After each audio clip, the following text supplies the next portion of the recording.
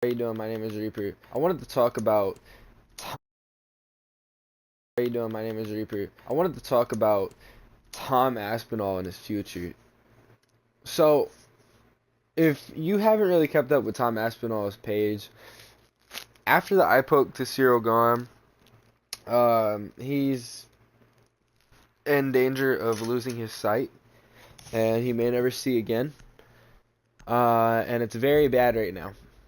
And the question is he gonna be good to fight Cyril Gane again, or fight again in general? And when will that be? They talked about wanting to do the Cyril Gane fight with Aspinall as soon as possible, but I don't know if that's even possible. Um, so the few things to note here is that Tom Aspinall and his dad already felt disrespected by the UFC because of the way that they've been treated. Now, honestly, I didn't understand what they were talking about at all. I was like, how is he being mistreated? How is he being mismarketed? And basically, they're just like, he's a bigger star than what they're paying him, type of things like that. And I'm like, you know, I don't know how much he's getting paid, but all right, if it's just that, it's just that. But then after the eye poke situation with Cyril Gane, Dana White, instead of defending Tom Aspinall or saying, hey, this was an unfortunate situation, we're going to get this started up next year or whatever, he doubles down on it and makes it sound like Aspinall is a quitter. Makes it sound like Aspinall was perfectly fine. And in all reality now, it's come out that he's damn near about to lose his vision.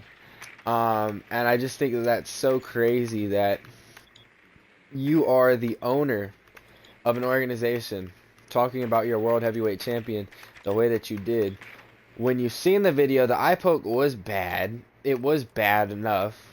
And he might potentially go blind. And your response was basically just saying that he was a quitter. That's crazy to me.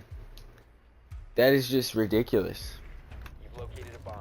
And so his dad wants him to go to boxing because they make crazy money in boxing, right? And honestly, Tom Aspinall probably can do really good in boxing. He's a pretty solid striker. He'll probably do amazing. But y'all not playing this. Y'all not playing this. I'm not gonna lie, I'm not playing this. But anyways, he's got really solid striking. And he's an amazing fighter. And I can definitely see the switch to boxing being good. I think that the big question is just going to be when. Because there's no telling. I feel like as soon as his contract is done, he's leaving. He's not re-signing. So I don't think we're keeping Tom Aspinall around for much longer. Now, depending on how much longer he's out, maybe we could see a Cyril Gane versus Alex Pereira for the heavyweight title. And I feel like that is a way better path for Alex Pereira. Striker versus striker.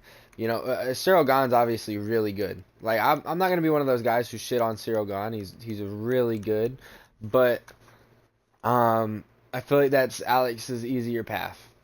Because no matter what, unfortunately, I don't see Alex beating Aspinall at all. I want to believe in him. If he comes out like he did against Magomed, then maybe. But I don't know. So anyways, we might end up seeing Gane versus Pereira. If not, then we might see Pereira versus Olberg. If not that, then we might see Pereira versus Jones. So you've got Alex Pereira, who is going to retire soon. I'm saying I think at the very most we get 3 fights out of him. And I think that's an Olberg match and definitely a heavyweight match. His final match is going to be a heavyweight. I think it'll go Olberg, Jones, and maybe a titles fight. I don't feel like there's much left for Alex Pereira to do. And if he retired right now, he'd be one of the greatest of all time. No doubt about it. That's really all there is to it. I mean, Alex Pereira is freaking amazing. And I think it's going to be very interesting to see what happens with his career going forward. Is he going to defend the light heavyweight belt again? I hope that they never give Yuri Prochazka another title shot, because I feel like you're wasting Alex Pereira's time if you give Yuri yet another title shot. I don't care how good he looked against Khalil. Because honestly, he didn't look good against Khalil. Khalil was whooping his ass, and then he landed the shot. But you know, it's gonna be very interesting to see what happens with Pereira's career. Back to Tom Aspinall.